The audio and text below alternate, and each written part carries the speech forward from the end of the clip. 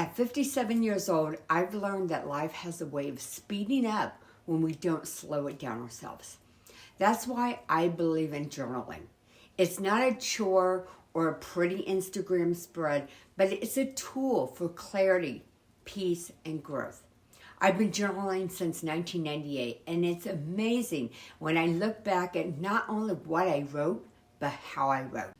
Journaling isn't about being perfect. It's about showing up for yourself.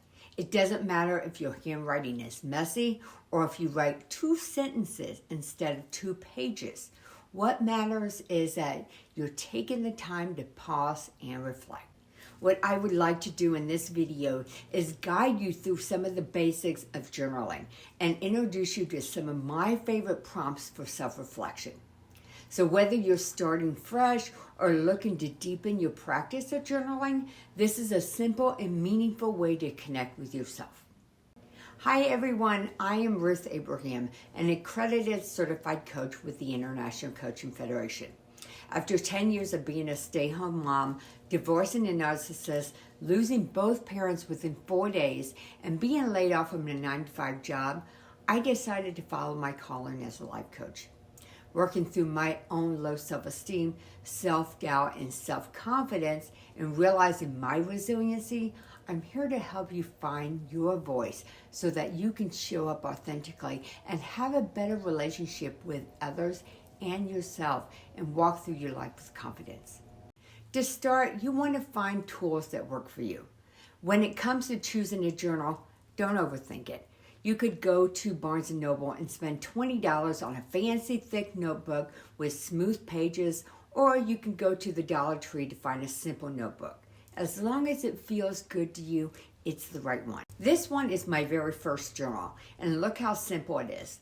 And here are all my journals that I have used in the past 25 years. They have varied from basic compositions to pretty designs, soft covers to hardbacks. And as I started my journey, I chose what felt good at the moment. As far as what to write with, find something that's comfortable and reliable. I personally like using a sharpened pencil. It writes smoother and it doesn't bleed, nor does it smudge on the paper. But again, simplicity is key here. Use what works for you and don't let getting the perfect stuff become an excuse to procrastinate. The next step in journaling is to create a space for yourself. Journaling is like having a conversation with yourself, and just like any good conversation, it deserves your full attention. Whether you journal in the morning before everyone wakes up or at night when you settle down for the evening, make it a time to be present and honor yourself. I like to journal in the evening. After getting ready for bed, I pour myself a cup of tea, light a candle, and I sit in bed with my journal and pencil. How long you journal depends on you. Some days you may not have much to say, while others you may have so much that you want to unpack and reflect on.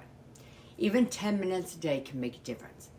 Coaching my clients, there's many times I hear, but I don't have time to journal. Well, if you're watching this video, you have time. If you have 30 minutes to spend scrolling social media before bed, you have time. My next step is to use prompts to guide your reflection. Sometimes staring at a blank page can feel overwhelming. That's why I like to use prompts to spark reflection. These aren't just questions. They're invitations to slow down and connect with yourself on a deeper level. Here are a few of my go-to prompts, each focusing on a different area of my life. I've also created a list of 25 prompts that you can download in the description after watching this video. So some of the categories and prompts that I use when I journal are 1, gratitude. What am I grateful for today? Gratitude can shift your perspective on tough days. What you are grateful for does not have to be grandiose. Maybe it's the cup of coffee you're having in the morning before you start your day. Or it can be a kind word from a friend. When you think of your day, there's always something to be grateful for. Another area that I focus on is my self-care. Did I take care of myself today? And be honest with yourself. Did you prioritize your well-being, or did you put yourself last today?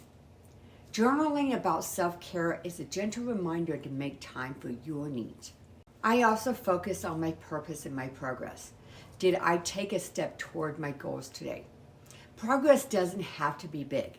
A single small step is still movement forward. So celebrate your efforts, no matter how small they may be. Also, looking ahead. What excites me about tomorrow? These are just some of the prompts that I use to calm my mind and to get my pencil moving. Don't think that you have nothing to say, because everything that you feel and desire is important to you. My next step is to embrace imperfection. There is no right or wrong way to journal. This is your story, and it doesn't have to look like anyone else's. Just like life, let your entries be messy. Make them real and about you. Some days you may write paragraphs, and another day you may write a word or two, and that's okay. The point isn't to create a masterpiece when you journal. The point of journaling is to create space. Space for you to be honest, for you to reflect, and for you to grow. And lastly, make it a habit. Building a journaling habit is like planting your garden. You don't need to spend hours every day, but just a little of attention and a care will help your garden flourish. Start small, maybe just a few minutes a day, and watch how it grows over time. I started back in 1998, and it's 2025, and I'm still journaling. Keep your journal in plain sight. I keep my journal on my nightstand because it reminds me then to make an entry before I turn off the light. So when you settle in, set a timer like you do with your workday. If you have 10 minutes, set the timer for 10 minutes. If you got 30, set it for 30. Just like your morning coffee or washing your face in the evening, what you want to do is to make journaling part of your existing routine. Life happens, and you may go days or even months without journaling, which I have done that, and it is okay. You will know when you need more guidance, and you will come back to it. Journaling isn't just about documenting your life. It's about discovering it. It is a way to get in touch with who you are and reflect on your journey in this world. It's a way to celebrate your successes and let go of what is not serving you and weighing you down. And the best part is years from now, you'll have these pages to look back on when things may have seemed impossible at the time of that entry. You can see how that challenge may have opened doors for you and witness how much you have grown as a person. A future family member can not only learn about you, but maybe learn from you.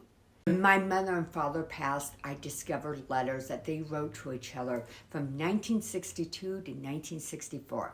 My mother lived in South Korea, and my father was in Buffalo, New York.